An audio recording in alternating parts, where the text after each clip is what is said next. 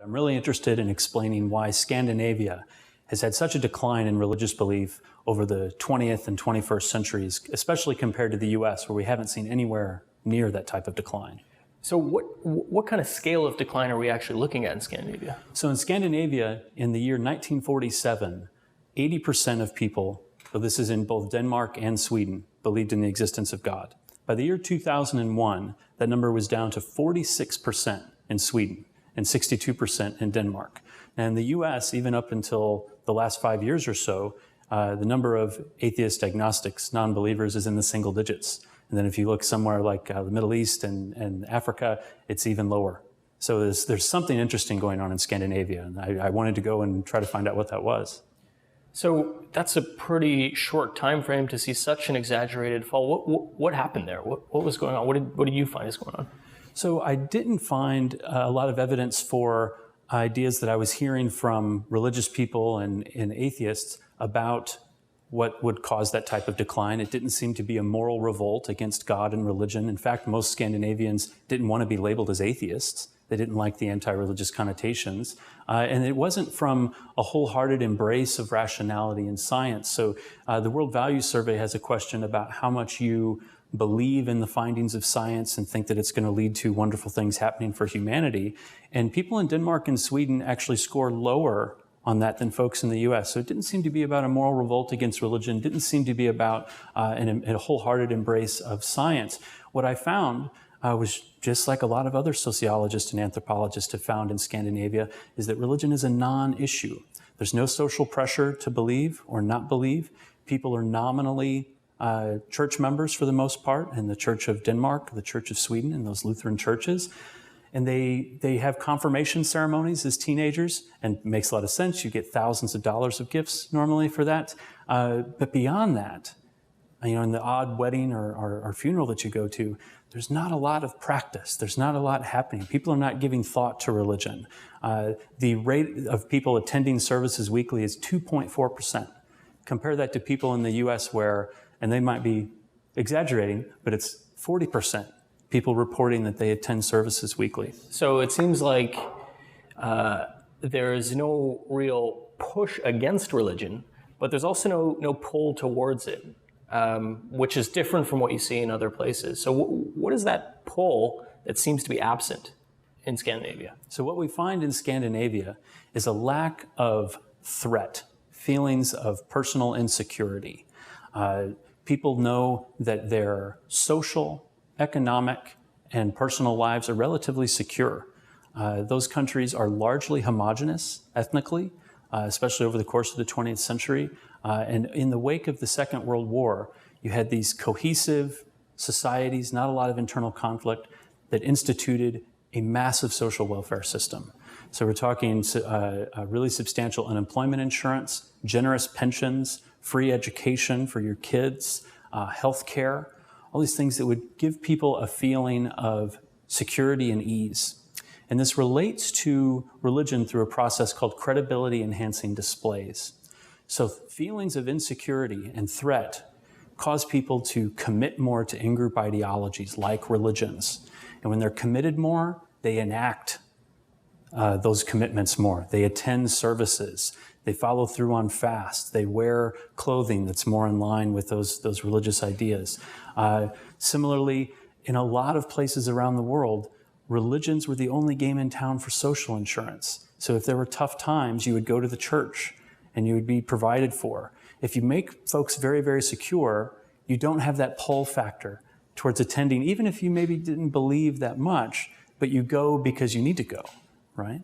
And similarly, if you really up people's levels of security, they don't have to pray as much about daily life and daily worries about what's going on with them. And their kids don't see those prayers about everyday life that would be happening. So both attending services, praying, embodying beliefs in actions, those are, according to the Joseph Henrich theory of creds, displays, actions, not just words that testify to religious beliefs. And we now have evidence from the US, the Republic of Ireland, Slovakia, and the Czech Republic that being exposed to higher levels of credibility enhancing displays when you're growing up is the best predictor of who ends up being a theist and who ends up being a non-theist. So I think the story in Scandinavia is that you've got an existentially secure society, well, several societies in Scandinavia, Denmark, Sweden, Norway,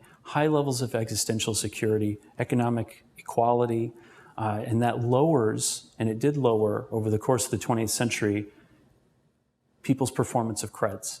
And you watched a generational effect happen where kids grew up in households where there was a sense of loose connection with Lutheran tradition, but not a lot of practice going on around them, and they grew up skeptical. And so that aspect of there being no threat, there being high equality, there being a high social safety net, that's different from what we see in, say, the United States, right? So the United States has a very different history from the Scandinavian countries. Rather than cohesive countries with low levels of internal conflict, we had huge labor union crises in the early 20th century and battles of rich against poor. We also are, in the US, a nation of immigrants, where there were waves of different immigrant groups that came in that were viewed as outsiders and threats to people that were already there. So you've got a diverse group of people that always through the history of the US, it was unsure how much of a melting pot there actually was and how much people were committed to their own particular style of religion, their own particular ethnic group. And on top of that sort of ethnic, social sense of threat around you, you have the fact that in the United States, there's, in European standards, a very minimal social safety net, to where in the wake of the Second World War, there was the New Deal, but it was nowhere near as extensive as what's going on in Scandinavia. And in fact, the New Deal has been gradually pulled back. We've seen over time in the US, and hits on Social Security, on college tuition, on all these things. So I think in the US, you've got a combination of a sense of social threat of different groups. I mean, you've got an ethnically defined underclass in the US. You can look at the news right now of how much tension there is between black and white in the United States of America. That sense of threat of an other is just not really that present in Scandinavia. Now, maybe in the last 10 or 15 years with fairly high levels of immigration from North Africa and the Middle East, there's an idea of a Muslim other now in Scandinavia. But it's nowhere near the type of tension that you've had throughout the history of the United States with blacks and whites. So you've got high levels of social threat through our history and high levels of personal economic threat that would keep people committed to their individual religious traditions, keep those practices up, and successfully transmit those traditions to their kids. And so in recent years, we have seen a pretty unequivocal decline, even in America. What's responsible for that? So that's a very interesting question, and I can't say that I have a firm answer to it, but I have an idea. So besides the cred story about why somebody might become an atheist or become a theist as they grow up, there are certainly other cognitive systems and social systems involved with whether one becomes religious or rejects religion. I'm very interested in the moral rejection of religiosity, of people that find religion oppressive and harmful and want nothing to do with it, which is quite a shift. We talked about religion being the basis for trust and solidarity in societies for quite some time, and you were a moral person to be a religious person. But now in the minds of a great many people, they have moral systems where religions are viewed as oppressive, as harmful. They are, there are exorcisms of 2-year-old kids where they end up dying because the parents thought that their kids were possessed by Satan. There are honor killings. So I think in the US, we've seen a large number of people have a moral rejection of religion. There's been a shift in moral frameworks, the frameworks by which people judge what's moral and immoral around them. Less of an emphasis on group loyalty, about any type of sacredness, about group hierarchy, and a move towards a moral foundation that's really based on harm, what's harmful and what's caring and what's fair. And people with that type of morality are looking at religious traditions and saying, does this strike me as fair, this tradition? The fact that there's oppression of women in this tradition, bringing harm to them, not having a sense of fairness. And if religious traditions are viewed as immoral, even if you might be exposed to credibility-enhancing displays and people are, committed to that religion, if you feel that that is a bad social coalition to sign up to, I think that is driving people away, and that it might have two distinct impacts on the decline in religiosity. One, people might just leave. Secondly, people might just not practice as much because they feel uncomfortable in the tradition because of their sense of the immorality of the tradition.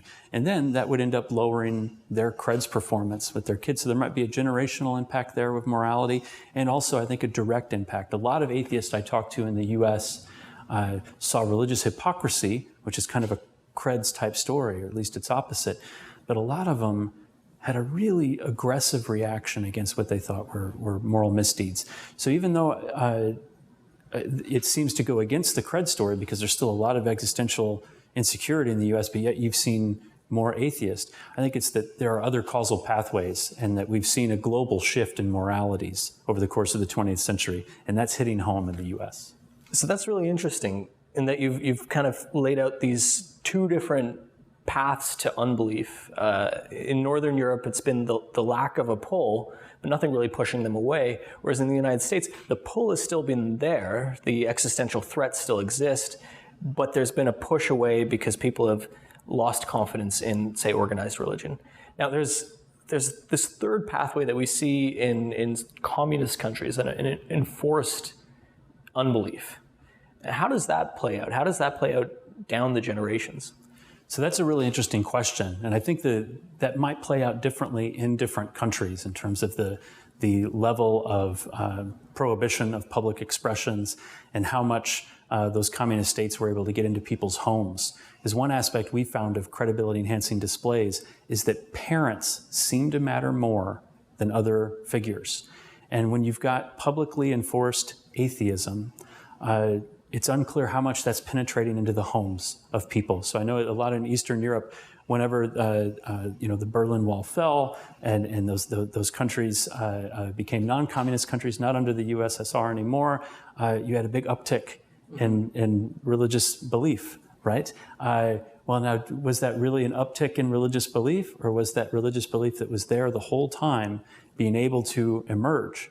In which case, there might have been a lot of practice in private, but less so in public. But I think, I don't want to say that public expressions of religiosity in a society wouldn't matter to creds. I think a part of that story might be relevant to indigenous religions, where so much of material culture and everything around you has some sort of tie to a religious mythology or a supernatural figure or aspect, to where you're just surrounded by creds, right? So I think that public expressions matter in that way, but private might matter that much more.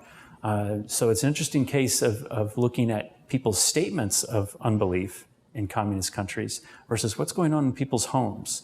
Now, I don't want to have that be read as saying that everybody in communist countries is sort of in the closet as religious folks, because I've certainly found a lot of people with strong anti-religious sentiment coming from that communist ideology, that religions were standing in the way of the Marxist utopia. So that's there. But I think we've got a diverse mix of all of that going on in Eastern Europe and China and different places.